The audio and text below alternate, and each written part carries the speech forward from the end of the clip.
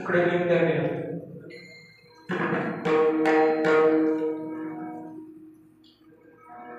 हरी कलिंगन घडे मोक्ष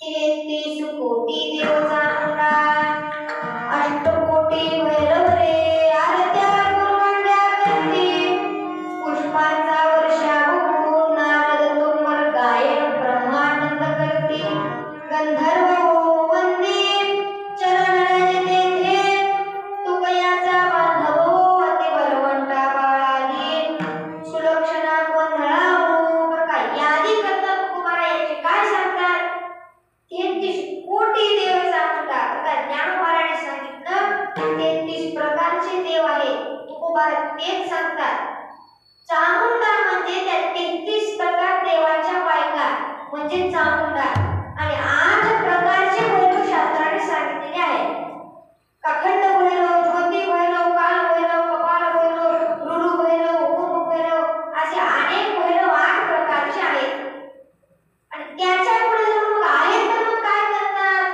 आरत्या गुरुवंड्या करते पुष्पांचा वर्षाव हे सगळे भैरव हे सगळे देव भगवंताची सेवा करतात मग सेवा म्हणजे काय करतात जर कोणी आरती करतंय तर आपण आरती करतोय तर कोणी भगवंताच्या अंगात पुष्पांचा वर्षाव करतोय फुलांचा सडा टाकतोय आणि सगळे जे ऋषीमुनी आहेत ते भगवंताचं गायन करतात सगळे काय करतात गायन करतात आरत्या गुरुवंड्या करती पुष्पांचा वर्षाव गायन करतात भगवंताचं नारद तुंबर गायन ब्रह्मानंद करते गंधर्व नारद आहे आणि बऱ्याच मोठे गंधर्व आहेत ऋषी आहेत साधू आहेत महात्मे आहेत हे सगळे देवाचं वर्णन करतात आणि हे सगळे ज्यांची सेवा करतात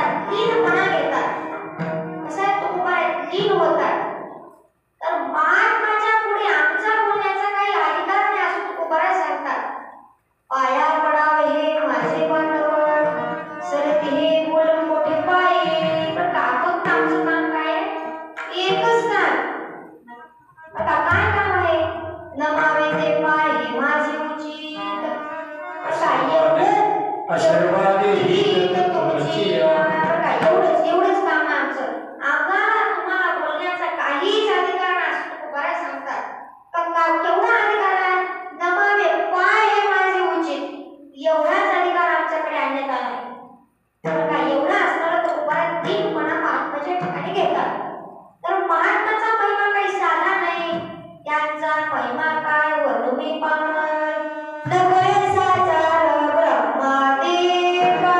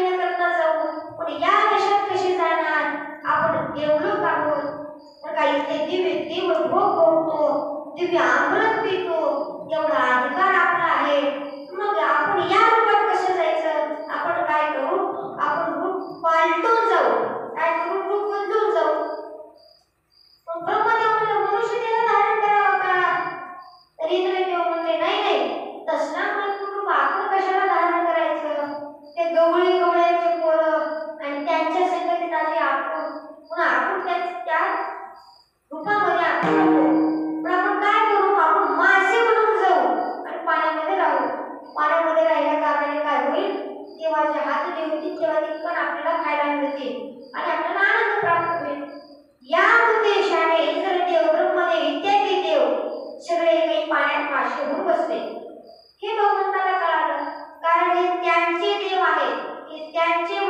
आहेत म्हणून यांना कळालं. ते मासे होऊन बसले, भक्त झाले नाही बरं का. त्यांना महात्मा कळाला नाही म्हणून काय झाले, मासे झाले. म्हणून भगवंताने कारण दिल्याने सगळ्या गोपाळांना भगवंत म्हणू लागले. काय म्हणू लागले, हात देऊ नका म्हणले. काय याचे असे देव जरी झाले मासे, पुष्पोनिया हसी तिरी सांगाते हात. बघा त्यांना कळाला नाही, कुणाला नाही, जो लीन नाही ना त्यांना कळाला नाही, त्यांना मार्गाची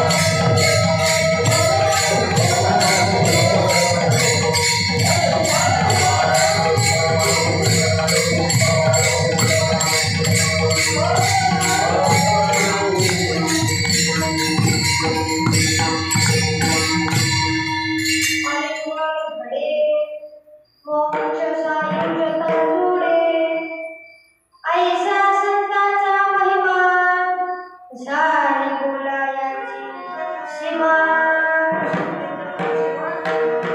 म्हणजे घोटाळ्या गावामध्ये असणारे थोर संत महात्मे रामनाथ महाराज आणि मीराजी महाराज हे असणारे आपण प्रसिद्ध महान संत आहेत. आणि यांच्या ज्या अखंड हरिनाम संख्येची तिसऱ्या दिवसाची सेवा ही माझ्यासारख्या पामराला प्राप्त झालेली आहे. ही सेवा महात्म्याची आहे, ही सेवा रामनाथ महाराजांची आहे, ही सेवा मीराजी महाराजांची, उज्ज्वलानंद महाराजांची आहे. काही लोक आहेत आणि उज्ज्वलानंद महाराज यांच्या पदस्पर्शाने पावन झालेली ही भूमी आहे. त्यांच्या भूमीमध्ये त्यांच्या परिसरामध्ये मला ही सेवा प्राप्त झालेली आहे. त्यांना नमस्कार करून आपण आपल्या सेवेला सुरुवात करू. श्री संताजी माताच्या नावाने साष्टांग करी दंडवत विश्रांती पावलो सांभाळा उद्धरी वाढांतरी. त्यांना नमस्कार आपण सेवेला सुरुवात करू. आणि मोक्ष सायुज्यता जोडे संप्रदायाच्या नियमानुसार तिसऱ्या दिवसाला महात्म्याचं वर्णन करणारा अभंग घ्यावा. त्या नियमानुसार आजच्या तिसऱ्या दिवसाला महात्म्याचं वर्णन करणारा अभंग आजच्या सेवेसाठी निवडलेला आहे. का या अभंगातून तुकोबाराम महात्म्याचं वर्णन करतात, संतांचं वर्णन करतात, महात्म्याविषयी बोलतात. पहिल्यांदा अभंगामध्ये तुकोबाराम शब्द वापरला आलिंगन. आता आलिंगन म्हणजे काय? मुख्यतः आलिंगनाचे शास्त्राने सांगितलेले 3 प्रकार आहेत. एक म्हणजे यमाचं आलिंगन, एक म्हणजे कामाचे आलिंगन आणि तिसरं आलिंगन शेवटचं म्हणजे प्रेमाचं आलिंगन आहे.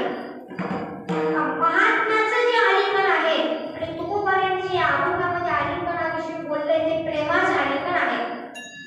ते कशाचं आहे? ते प्रेमाचं आलिंगन आहे. हे 3 आलिंगनाचे प्रकार आहेत. पहिल्यांदा शब्द वापरला आलिंगन.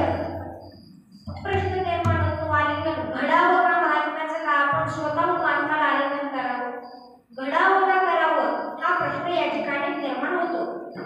तर तुकोबाराम म्हणतात आलिंगन घडावं लागतं महात्म्याचं, पण ते काही आपल्याला घडत नाही, करावं घडत नाही, घडावं लागतं. कथा सांगतात या ठिकाणी, शास्त्र कथा सांगतात. कौरव पांडवांचं युद्ध झालं आणि त्या युद्धामध्ये कौरव मारले गेले, कौरव संपले. आता विजय झाले नाही, पराजय झाला त्यांचा, पांडवांचा विजय झाला. सगळं राजा यांच्याकडे आलं. धृतराष्ट्र सगळ्यांना विचारतो, 100 कौरव आहेत, त्यापैकी एक असलेला मात्र दुर्योधन आहे. मग धृतराष्ट्र विचारतो, माझ्या दुर्योधनाला कोण मारलं सांगा. तर सगळे एकच नाव सांगतात, एकच उत्तर देतात, काय तुमच्या भीमाला, तुमच्या दुर्योधनाला भीमानं त्याच्या गद्यानं मारलं. मग धृतराष्ट्र म्हणतो, मला भीमाला भेटायचं.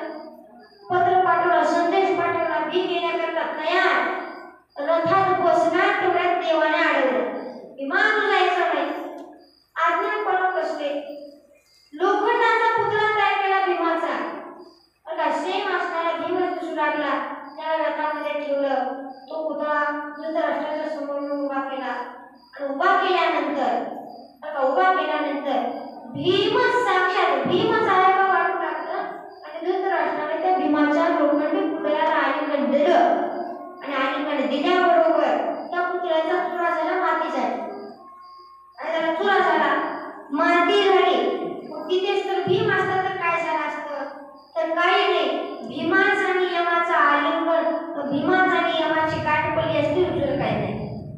म्हणून काय आलिंगन घडावं लागतं, आलिंगन करावं नाही. अनुभव सांगतात तुकोबाराम, आलिंगने संताच्या आलिंगने संताच्या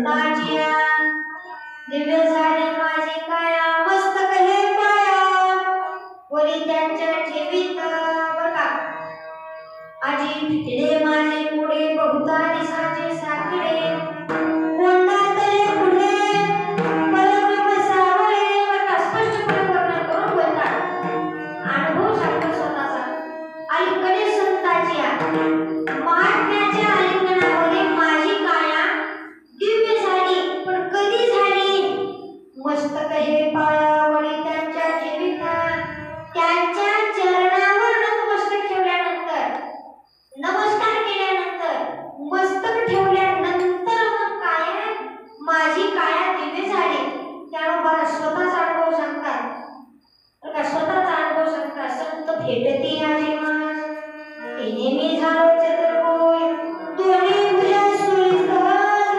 दोन्ही सुख मी वाढल्या आलिंगने सुख वाटे प्रेम चिदानंदी भोटे हर्षे ब्रह्मांड उठते समूळ उठे मी पण स्पष्टपणे ज्ञानवार वर्णन करतात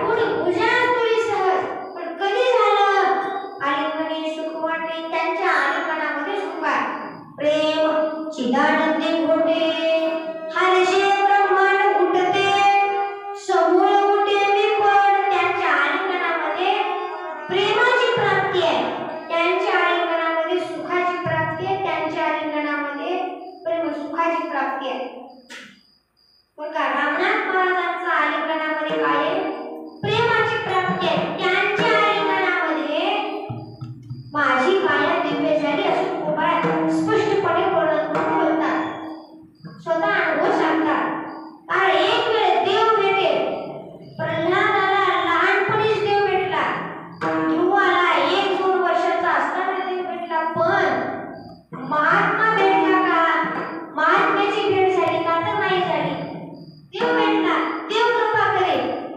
बघा देव कृपा करेल यात नवड नाही बहु आहे कृपावंत अनंत हे नाम जाणा तो कृपावंत आहे तो कृपा करेलच पण महात्म्याची कृपा झालीच पाहिजे महात्म्याचं आलिंगन आणि महात्म्याची कृपा महत्वाची असून असणार कृपा पटवून देतात नाथराय सांगतात कृपा महत्वाची नाही बरं का कृपा महत्वाची आहे पण महात्म्याची कृपा कशा महत्वाची आहे पण कृपेला स्वातंत्र्य नाही कृपा पारतंत्र्यात आहे कृपेला स्वतंत्र नाही पारतंत्र्यात आहे कृपा पारतंत्र्यात नाथराय सांगतात कृपेची स्वतंत्र जन्म नाही जे उपजे तो संपाही कृपा विषय सत्ताची देही त्याचे गीते पाही दाट विजगी कृपा ही महात्म्याच्या आधाराने राहते कृपा ही रामनाथ महाराजांच्या आधाराने आहे कृपा ही विराजी महाराजांच्या आधाराने आहे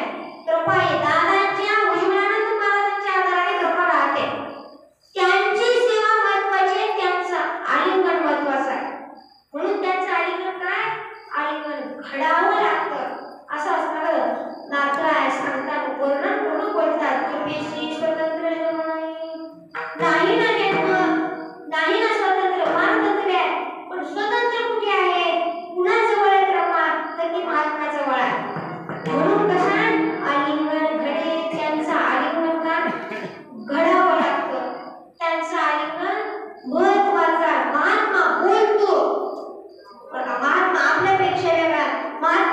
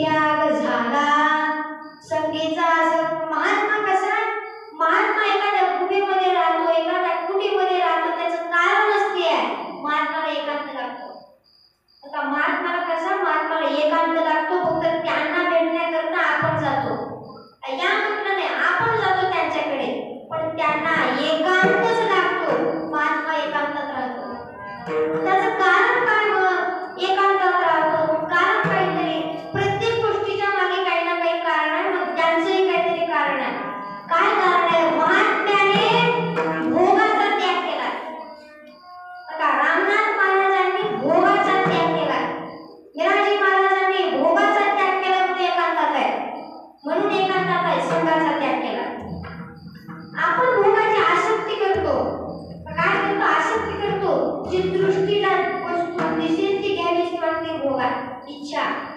मनात इच्छा तशीच राहते भोग इच्छेच्या रूपाने राहतो तसाच राहतो आपण भोगाची आसक्ती करतो ती दिसेल ते घ्यावंच वाटतं भोगात ही आसक्ती आहे पण महात्म्याचं तसं नाही महात्म्याने भोगाचा त्याग केला त्याग केला तर परमार्थ आहे आणि आसक्ती केली भोगाची तर प्रपंच आहे मग काय करावं दोन्हीपैकी तर महात्म्याने त्याग केला आपण त्यागच करावा लागतो काय करावा लागतो त्यागच करावा लागतो तुकोबाराने तेच केलंय नरोबरा अगदी स्पष्टपणे सांगतात प्रपंच रचना सर्व हे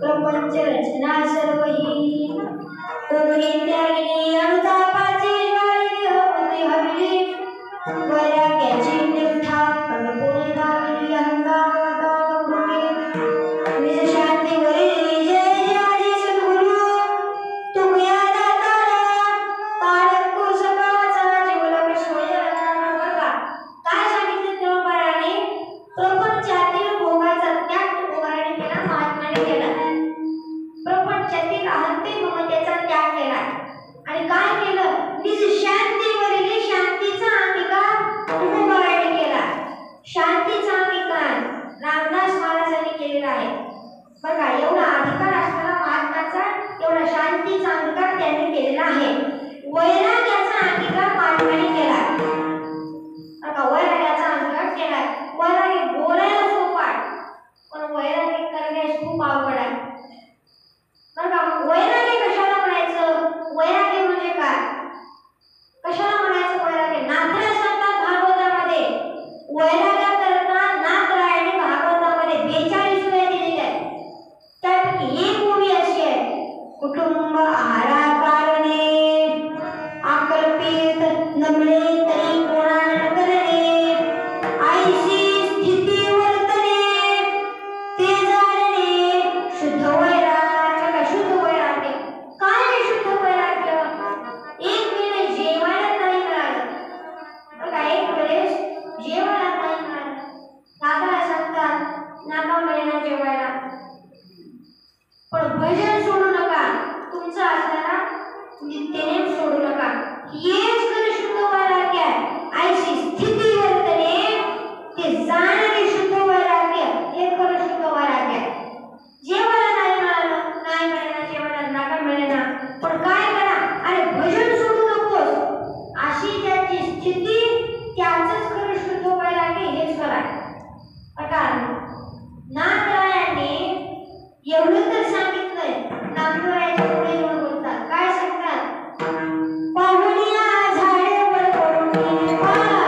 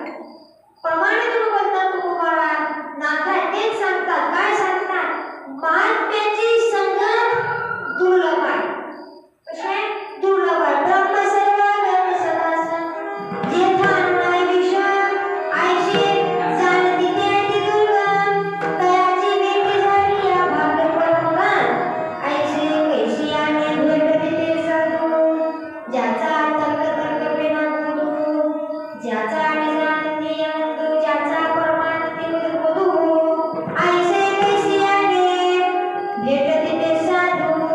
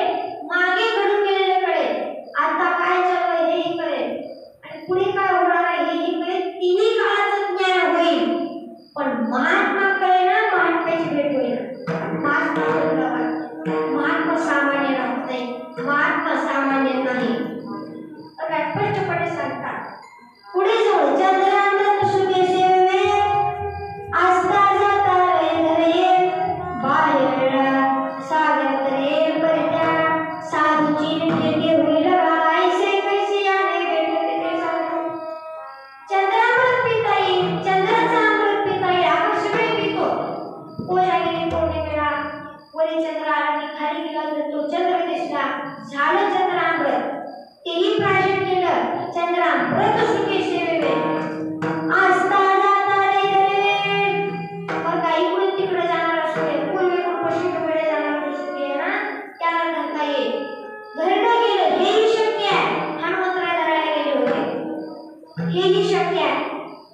बघा आस्था जाता रे बाह्य हेला सागर तर्फे समुद्रावर तरंग जाता येईल. तेही तरले हनुमंतराय लंकेला जात असताना पाणी आले नाही, पाण्याच्या वरून तरंग केले. बघा तेही घडे, सगळं काही घडे. बाह्य हेला सागर तर्फे पण त्या साधूची भेट होईल का, सगळं करता येईल पण महात्मा भेटे ना. ऐसे कैसे आले भेट देते साधू, पण महात्मा तर कोण आहे? महात्म्याच्या संगतीत उद्धार आहे. महात्म्याची संगत प्राप्त झाली पाहिजे, पण ऐसे कैसे आले भेट देते साधू. महात्मा कशाने भेटते? तुकोबाला उत्तर देतात, अर्थ काम चाडणारी चित्ता, मान मान मोह माया मिथ्या, प्रत्यय समाधानी जाणले नेनता, साधू भेट देते तयाव चित्तारे. ऐसे सियाने भेट देते साधू. स्पष्टपणे सांगतात कशाने भेटेल महात्मा, कशाने भेटतो महात्मा, तर वर्णन करून सांगतात कशाने भेटतो. अर्थ काम चालणारी चित्ता, ज्याच्या मनामध्ये काम करून लोभ नाही, अहंकाराला थारा नाही, मान अपमान नाही, त्याला महात्मा भेट देतो. साधू भेट देते तयाव चित्तारे. ऐसे सियाने भेट देते साधू. अशाने भेटतो. का अशाने असताना महात्मा भेटतो. म्हणून आलिंगन घडे, मोक्ष संयोजता जोडे, ऐसा संताचा महिमा, झाली बोलायाचीच माग ठोका रघुमाई.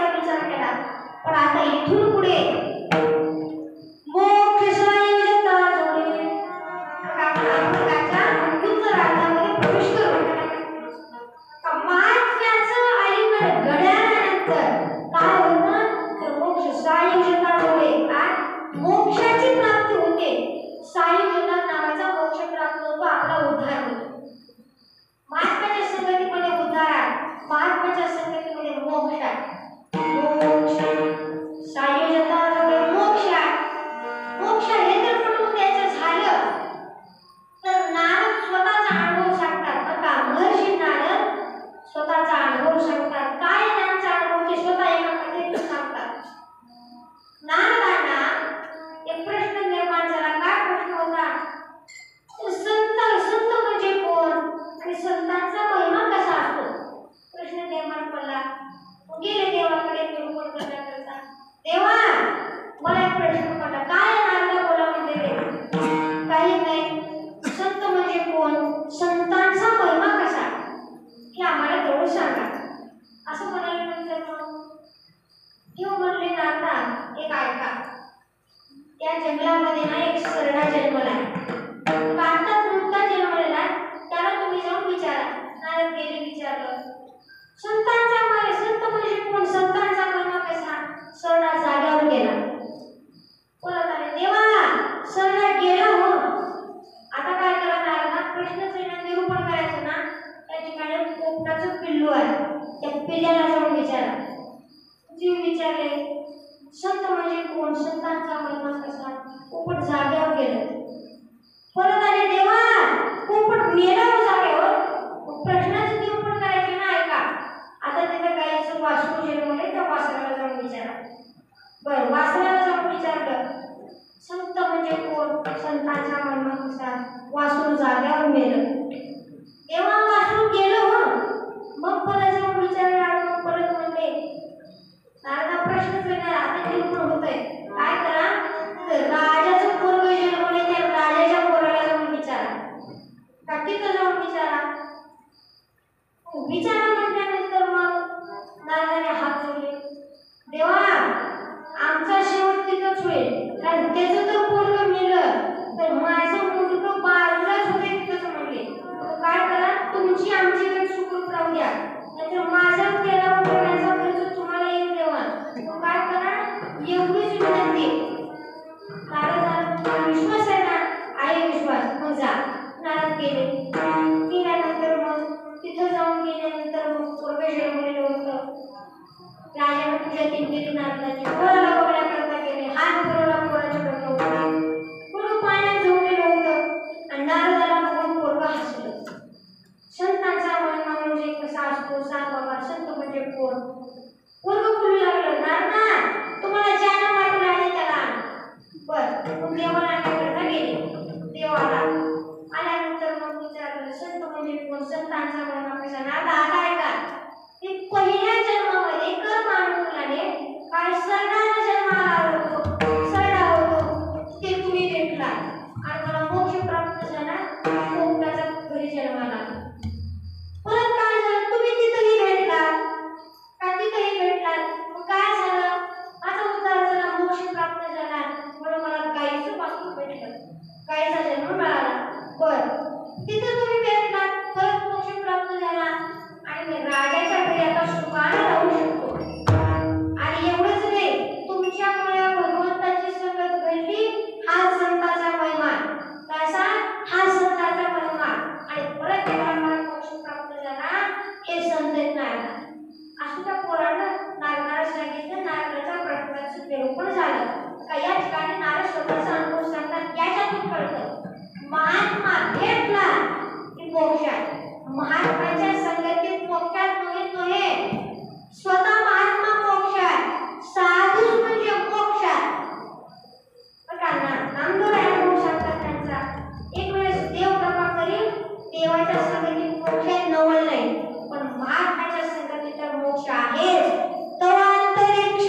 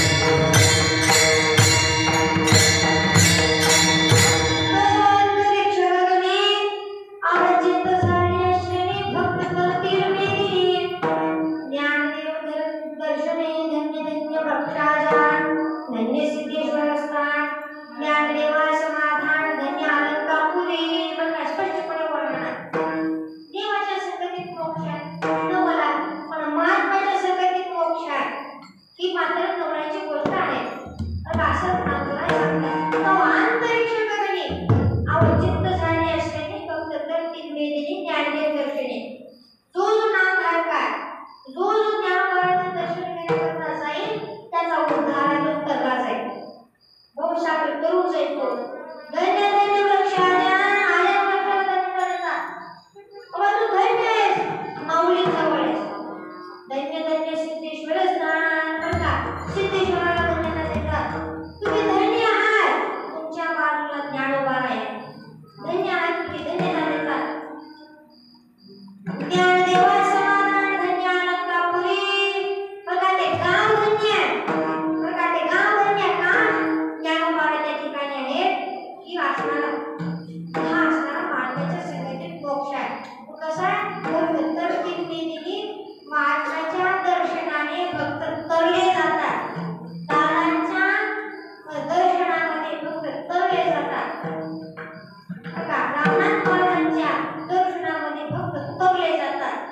ज्ञानदेव दर्शने पण कधी आलिंगन घडे मोक्ष ऐसा संताचा महिमा त्याची सीमा. असा संताचा महिमा. कसा संताचा महिमा असा आहे ज्याच्या संगतीमध्ये मोक्ष ना हा संताचा महिमा आहे. तिसऱ्या चरणामध्ये तीर्थे पर्वता अवधी पाया पेसक. तिसऱ्या चरणामध्ये संत काय सांगतात, तीर्थ सुद्धा साधूच्या दर्शनाची इच्छा करतात. काय करतात, इच्छा करतात असं सांगतात. हा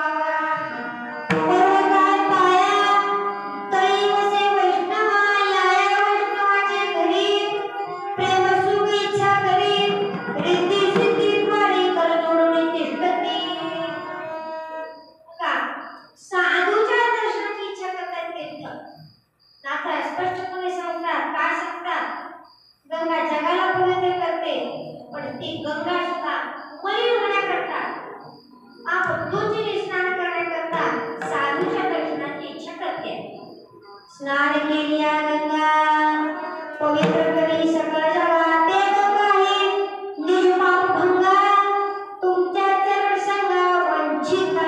बघा इच्छा करते, तीर्थे त्यांची इच्छा करती नित्यकाळ. वावया निर्मळ आपणासी.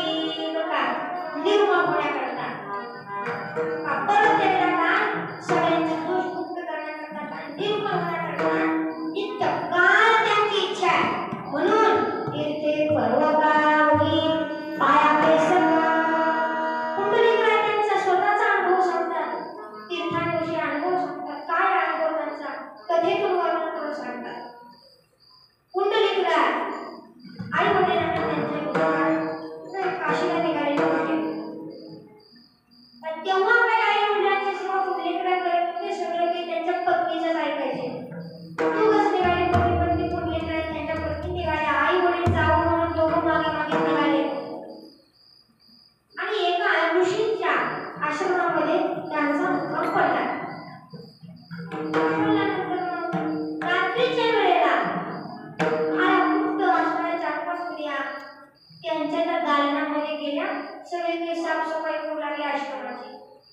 नवल वाटलं. दर्शन घेऊन त्या आई बाहेर निघाल्या त्या दालनाच्या. तर पांढऱ्या शुभ्र होऊन आल्या.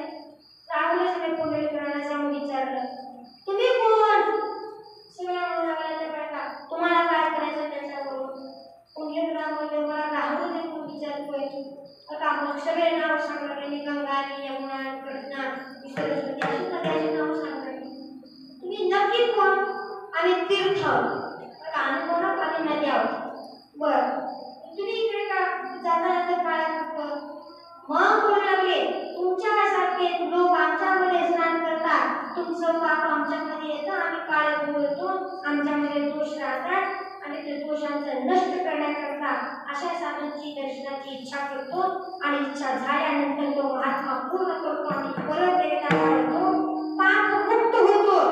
म्हणून सांगतात तीर्थे त्यांची इच्छा करती नित्यकाळ, बावळा निर्मळ आपणाशी तीर्थे पर्वकाळ, अवधी पाप सकळ तुका म्हणे देवा, त्यांची केल्या पावे सेवा.